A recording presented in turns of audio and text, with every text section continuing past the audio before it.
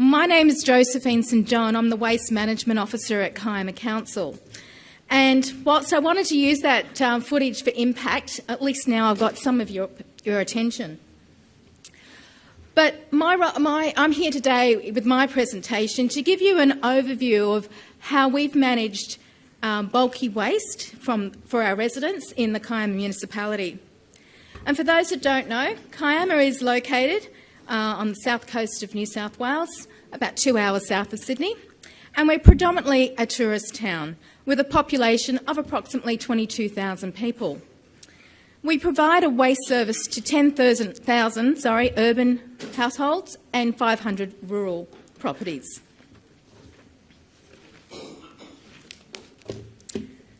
So before the introduction of our household bulky waste drop-off event, Council provided 2 curbside scheduled clean-up services, or hard waste, to the urban area only. So residents can place eligible material, generally that can be safely picked up by one person. But as you can see in those photos, a lot of stuff wasn't collected or picked up by us and was left on the curbside for others to rummage through, as we all can experience that who do hard waste. And potentially a lot of this was, illegally dumped. So not only is this unsightly, but it also has the potential, as I said, to increase illegal dumping. But it also increases injury to our council staff. Unfortunately, I can say that at least at every single curbside collection that we've had, there's been injury or near death for our guys. It's pretty nasty, just from collecting that material from the curb. And as I was going to say in this footage, it also has a risk to the residents as well. The footage, I'm going to really quickly tell you what it was about because I was so excited about it. It's my only opportunity to show it. Was with regards to someone seeing something on the side of the road, they go and check it out, it's pitch black, they step back and they get collected by a car. Sorry, I thought it was really impactful and very, very strong message. So we needed to come up with a better alternative and convince our councillors of that.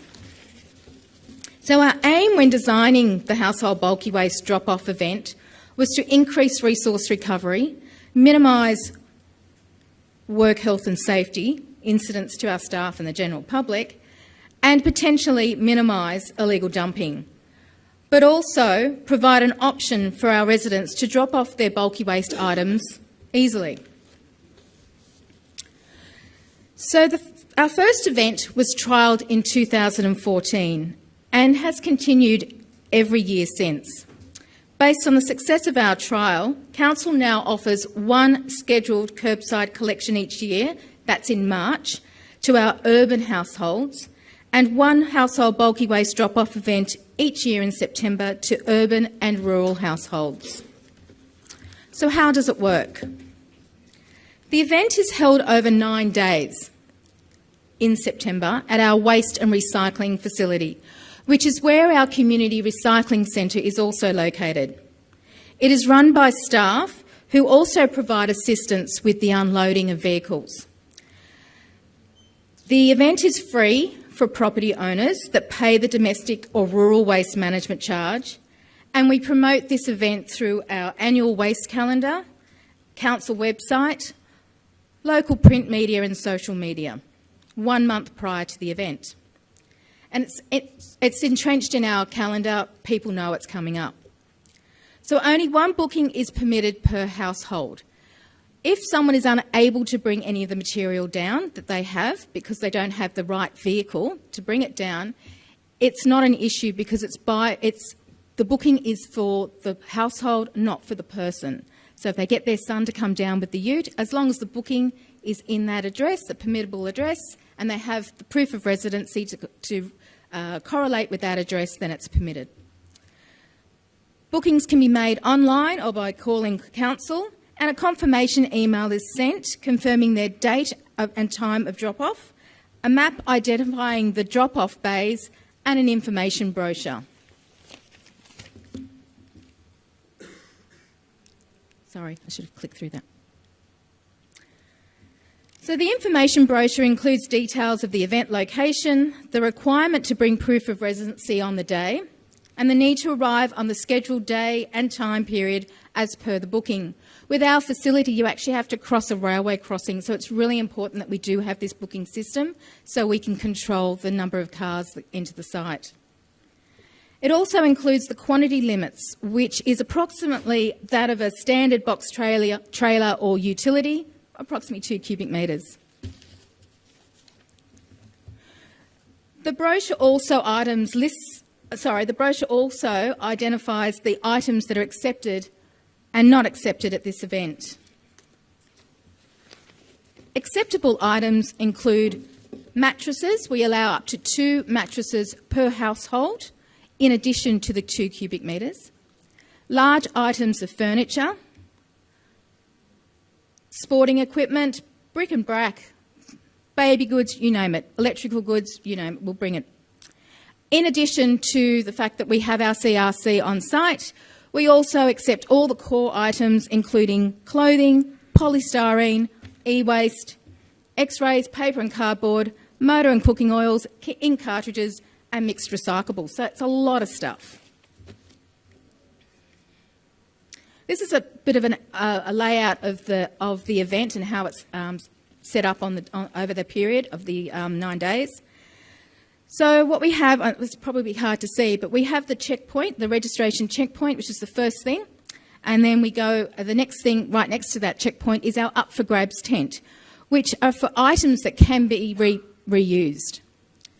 There's our landfill pile in the corner, and we don't have a landfill of our own, so that pile is scrutinised as best as we can to avoid as much going to landfill as possible. We have our steel bay, our mattresses, and that big blue box is our CRC, and as I explained before. But it also shows the direction on how to exit the site, and as you can see, no traffic enters or leaves via the weighbridge, so standard operations continue and are not interfered with. So at the checkpoint, council staff use a tablet to mark off names from the booking list. We cite proof of residency, and we record the type of vehicle, and that's a requirement for the EPA. And then we engage with the resident to see what sort of material they have so that we can direct them to the appropriate drop-off bay. And like I said before, we do provide assistance where possible. And this is the fun part, the up for grabs tent. Stuff people bring in, it's amazing. So the up for grabs tent is the first drop-off bay located at the checkpoint. It is for items that are deemed to be reusable. Essentially, it's a second-hand shop. But the difference being is that the items are able to be taken for free and there are no limits. It remains open throughout the 9-day event. However, only residents that drop off items are able to browse through the tent over the event period, and this is purely so that we can control the cars coming into the site. And generally, a lot of people take more than what they brought in. But the Monday after the event, we open up the up for grabs tent to the general public, and for that 1 week, and this is promoted via social media. So that's some images of what's inside the tent and just outside. And that's just a bit of an overview. As you can see, we try and sort of categorise them into bikes, and there's 2 or 3 of us madly going around trying to make it look neat. But there's some interesting items there. Any electrical items that are accepted, obviously we engage with the resident. We say, is it still usable? I mean, people take it at their own risk, and we do have signage pertaining to that. My husband was looking at that rocking chair. I said, no, don't look at that one. So, and you're beholding to the weather, as we are with a lot of outdoor events. We've been pretty lucky in September, and usually September is spring clean, so that's some of the other ways in which we kind of promote this event. And as you can see in the background there is the landfill pile and the lovely, the loader that keeps crushing it down. It's quite noisy. But we try, as I said, to sort of retrieve as much as we can out of that pile. In fact, when that pile is sent off to a processor, they've extracted another 25% recyclable material from that pile before it does get landfilled. So in addition to those CRC items, as I was saying, we have those, it triples the amount of material we get when we have this event. because they sort of try to take advantage of coming down with other items as well. Our mattresses, I will say, with the mattresses, we average around about 500 mattresses at each event. These mattresses are processed through Soft Landings. It's a mattress recycling company based down in the Illawarra. And since the introduction of the household bulky waste, the illegal dumping of mattresses has, in general, dropped from 200 to about 20. So this just shows you the landfill pile and the cars all lined up and they're unloading at the back of their trucks, or cars, I should say. And in the second photograph is the image of our community recycling centre. So in summary, 10 to 15% of eligible households participate each year. What you'll find is that they don't necessarily come the same every year. They might come one year and not the next year. Not everybody has these large items to get rid of. Actually, this stat is actually 2%. Less than 2% of attendees don't book in. They get a stern talking from me, but we do accept them and we just register them on site.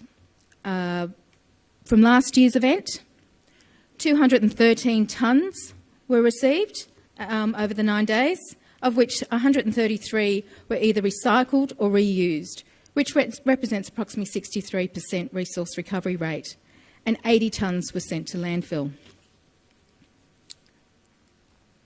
So when I compare this to our scheduled curbside cleanup, it's pretty hard to compare because it's not apples for apples, because you have limitations of what can be taken out on the curb. But as you can see there, the two great figures are the resource recovery rate and the cost. Significant cost difference. And that's because with the curbside, it's run over, it's a scheduled clean-up, but it's over 4 weeks in the month of March. It requires more staff, more trucks on the road, and the material is put in the back of the truck and sent straight to landfill. So we really want to get the support of councillors to enable us to actually have 2 events each year as opposed to one scheduled curbside and one household bulky waste, and watch this space. We're still trying to aim for that. So the lessons learned. If it's all possible, set it up in your CRC.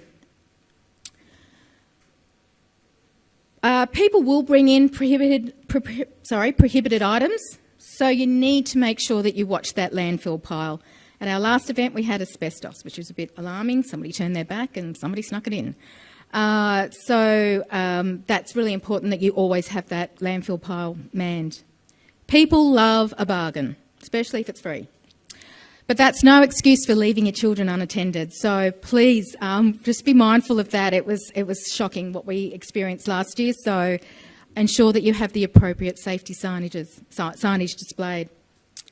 And spend time. There we go. Spend time developing a comprehensive booking system. We've been doing this since 2014 and struggled with making sure that we got that system down pat. This year we have gone externally in the hope of developing a better booking system, will make it easy for us to manage. And ensure that there is adequate staff to run the event and to take your phone bookings.